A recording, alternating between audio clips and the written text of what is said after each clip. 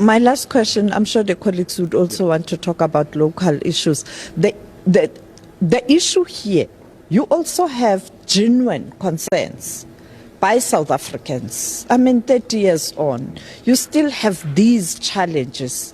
Yes, opportunists will use these challenges and problems of socio-economic conditions, particularly during this time where there's campaigning, there's elections. But why are we failing to address the genuine concerns of South Africans as it relates to jobs, particularly young people, service delivery? Why? What's the problem?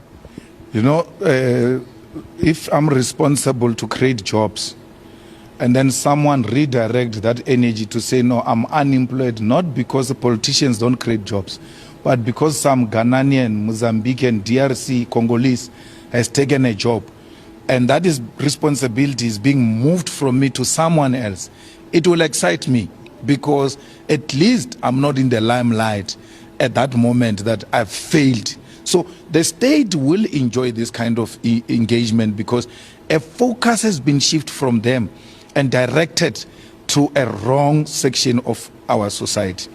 We can never create jobs. We can speak until we are tired, until we take a decision to industrialize. You can't industrialize without beneficiation.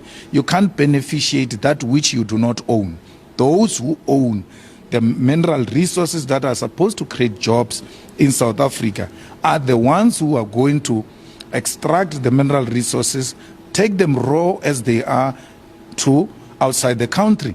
So we firstly have to take over that which belongs to us and then use that to create jobs. That's number one. Number two, you cannot create jobs with the highest level of corruption.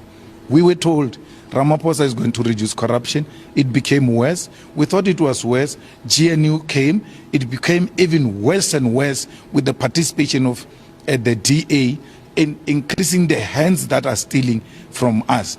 So today, if there is no money budgeted for this infrastructural development, for this kind of opportunities that can create jobs, that money is in the pockets of politicians, you can be rest assured there's not going to be jobs.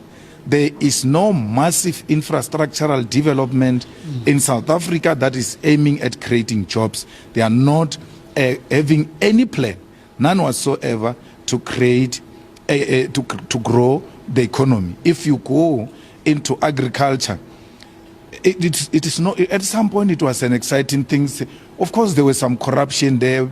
We're told farms people are being given farms, people are being given livestock, and so on and so forth.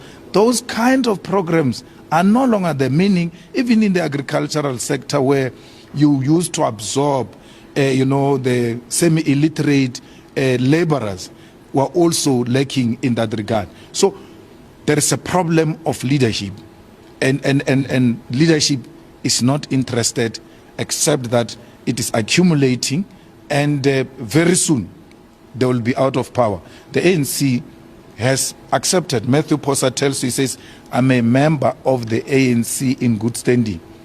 If we do well, we're going to get 26%. So that's how they feel.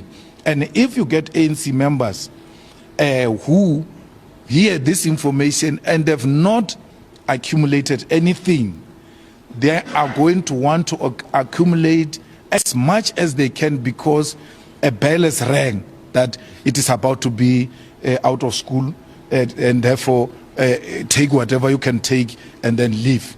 So that's where we find ourselves. We are going to be in a much, much more deeper crisis with the ANC losing power, because more money will be stolen, no money will be focused on development of South Africa, and there will not be a political will to transform the patterns of ownership in the economy of South Africa.